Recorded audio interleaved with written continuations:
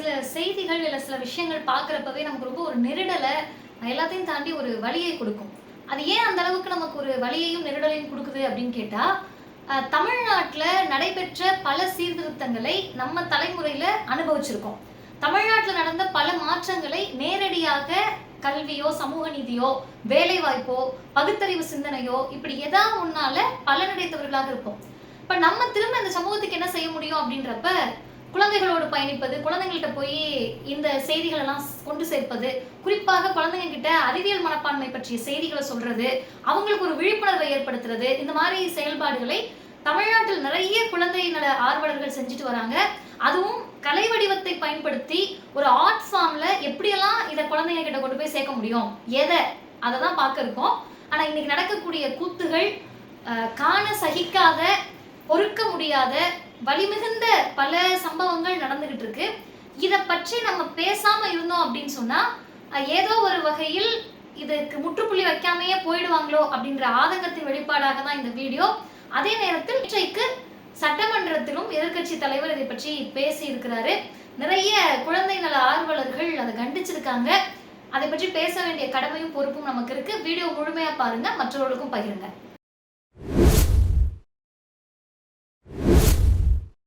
அனைவருக்கும் வணக்கம். பொதுவாகவே இந்த குழந்தைகள் கிட்ட ஒரு பண்பு இருக்கும்.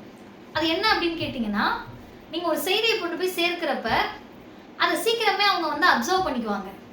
அது சரியா தவறா அப்படின்றத சீர்தூக்கி பார்க்கக்கூடிய ஆற்றலும் அதற்கான பகுத்து ஆராயக்கூடிய திறனும் வளர்ச்சி அடையாத ஒரு காலகட்டத்தில் தான் குழந்தைகள் இருப்பாங்க. ரொம்ப நல்லா படிப்பாங்க, நிறைய மனப்பாட சக்தி இருக்கும், ஆக்டிவா இருப்பாங்க, நிறைய விளையாடுவாங்க, அவங்களுடைய ஆற்றலை எதையாவது காட்டணும்னு சொல்லி பயங்கர ஹைப்பர் ஆக்டிவா இருக்கக்கூடிய குழந்தைகள் எல்லாம் கூட நீங்க பார்த்திருப்பீங்க. நிறைய சேட்டை பண்ணக்கூடிய, துருதுருன்னு இருக்கக்கூடிய குழந்தைகள். இப்ப எல்லா குழந்தைகளும் இப்படியா அப்படின்னு கேட்டா, சில குழந்தைகள் வந்து அதுல அமைதியா இருப்பாங்க, கோவப்படுவாங்க, கையில கிடைச்சதை தூக்கி எறிகிற அளவுக்கு கோவப்படுவாங்க. இதுக்கு உளவியல் சார்ந்து பல காரணங்கள் சொல்லப்படுகிறது. அதை டீட்டெயில்டா நம்ம பேச முடியாது, ஏன்னா அவ்வளவு நேரம் வீடியோலாம் பார்ப்பாங்களான்றது தெரியலன்றதுனால அதை பின்னொரு சந்தர்ப்பத்துல தனித்தனியா பார்ப்போம். இப்ப எல்லா குழந்தைகளும் ஒரே மாதிரியான குழந்தைகள் கிடையாது. ஆனா எல்லா குழந்தைகள்கிட்டையும் பொதுவான ஒரு செய்தி என்ன அப்படின்னு கேட்டீங்கன்னா, எது சரி எது தவறு அப்படின்றத பகுத்தாராயக்கூடிய திறன் அவர்களுக்கு பெரிதாக வளர்ந்திருக்காத காலகட்டத்துல நீங்க போய் ஃபர்ஸ்ட் ஒரு இன்ஃபர்மேஷன் என்ன சொல்றீங்களோ அதுதான் உண்மை. இப்ப அப்பா அம்மா சொன்னா சரியா தான் இருக்கும், எங்க மிஸ் சொன்னா சரியா தான் இருக்கும், என் ஃப்ரெண்டு சொன்னா சரியா தான் இருக்கும் அப்படின்ற குழந்தைங்க சினிமாவை பாக்குறப்ப எனக்கு பிடிச்ச அந்த நடிகர் சொல்றது சரிதான், இதுதான் உண்மை, ஒண்ணு வேண்டாம். குழந்தைல கார்ட்டூன் பார்ப்பாங்க. இப்ப சோட்டா பீம் கார்ட்டூன், அதுல அத்தனை பிற்போக்குத்தனங்கள் வருது.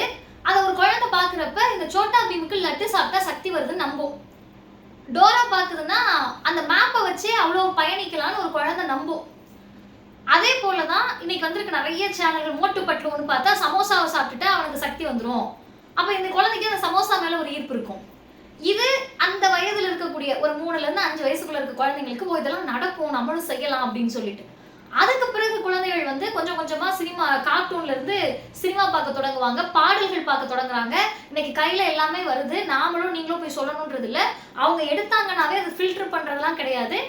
நம்ம என்னெல்லாம் பார்க்க முடியுமோ அத்தனையும் குழந்தைகளும் பார்க்கறாங்க.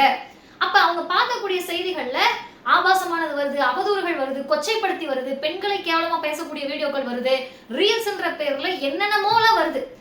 ஏற்கனவே இந்த சிதைவிலிருந்து எப்படி குழந்தைகளை மீட்கிறது, அதுவும் கொரோனா போன்ற ஒரு பேரிடருக்கு பிறகு போன்லயே மூழ்கி கிடக்கக்கூடிய குழந்தைகளை எப்படி மீட்பது, சினிமா மோகத்திலிருந்து வெளியே வராத குழந்தைகளை எப்படி மீட்பது, இதெல்லாம் உண்மைன்னு நம்பக்கூடிய அந்த குழந்தைகளை எப்படி மீட்பது, இப்படி செய்யலாம்னு சொல்லி அதை பார்த்து செய்யக்கூடிய குழந்தைகளை எப்படி மீட்பது, படத்துல ஒரு ஹீரோ ஸ்மோக் பண்றதை பார்த்தா இங்க இருக்கக்கூடிய 14-15 வயசு பையன் நம்ம செஞ்சு பார்த்தா என்ன தப்புன்ற மோடுக்கு வராங்க. குழந்தைகள் பள்ளி பருவத்திலேயே ஒரு காதல் காட்சியை பார்த்தா இதை நம்மளும் பண்ணா என்ன அப்படின்ற மனநிலைக்கெல்லாம் வராங்க. இதையெல்லாம் தாண்டி போன்ல வரக்கூடிய செய்திகளை பார்த்து இமிட்டேட் பண்ணக்கூடியவர்களாக மாறி நிற்கிறப்ப இவங்களை சரியான பாதைக்கு திருப்புவது எப்படி அப்படின்னு சொல்லி ஒரு குழந்தை நல ஆர்வலர்களும் அவ்வளோ எஃபோர்ட் போட்டு வேலை பார்த்துட்டு இருக்காங்க. நம்ம பள்ளிக்கூடங்கள்ல படிச்சப்ப எனக்கு இன்னும் நினைவு இருக்கு, நான் 10th வரைக்கும் படிச்ச அந்த ஸ்கூல்ல strictly no cinema songs allowed அப்படின்றதுல ரொம்ப உறுதியா இருப்பாங்க. மியூசிக் போடுறதுக்கு கூட பெர்மிஷன் கேட்கணும் பிரின்சிபல் கிட்ட, சினிமா பாடல்களை. அப்ப நமக்கு அது ரொம்ப என்ன இப்படி பண்றாங்க, சினிமா பாடல் கூட போட விட மாட்டாங்க அப்படின்னு தோணிருக்கலாம். ஆனா விவரம் தெரிகிற போது இத்தனை கொச்சையான ஆபாச பாடல்களுக்கு நடனமாடி நீ அதை என்ன தெரிஞ்சுக்க போறன்ற ஆதங்கம் ஆசிரியர்களுக்கு இருந்துச்சு.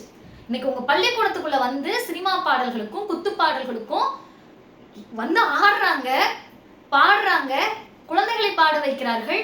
ஒரு நிகழ்ச்சியில் அமைச்சர் நின்று ஆடிக்கிட்டு இருக்கிறாரு. கேட்டா நான் ஆடக்கூடாதா நீங்க ஆடக்கூடாதான்றாங்க.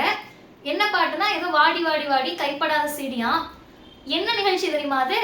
பெண்கள் பாதுகாப்புக்கான மராத்தான். எப்படி பொம்பளை பிள்ளைங்களை பாதுகாக்கிறது நீங்க என்ன நினைச்சுக்கிட்டு இருக்கீங்கன்னா, யாரோ ஒரு குடிகாரனோ ஒரு போதையில இருக்கிறவங்க வந்து தாக்குதல் நடத்துறது தான் ஒரு பெண்ணுக்கு எதிரான வன்முறைன்னு நினைச்சுக்கிட்டு இருக்கீங்களா?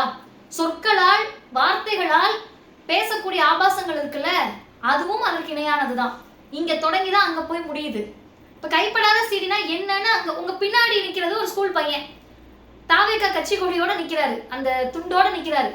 இப்ப அந்த குழந்தை அர்த்தம் கேட்டா உங்களுக்கு சொல்ல முடியுமா?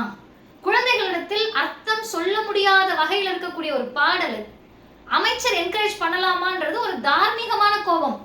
அந்த கோபத்துக்கு கூட 6 மாசம் டைம் கேட்பீங்களான்றது தெரியல.